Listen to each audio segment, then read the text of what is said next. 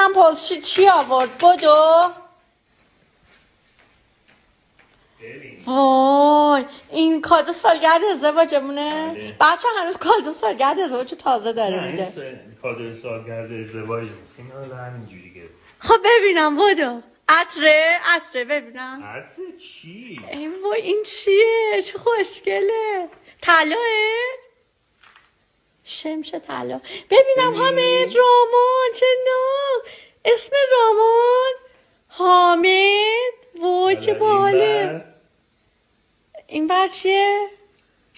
باز دوباره حامد. خب این ولی چی الهام. پس چرا برعکس؟ خب چرا برعکس؟ نه خب اوکیه. رامان. نه این فکر کنم اینطوری کنی میشه الهام. وای چه خوشگل بچه ها. ببینید الهام، رامان،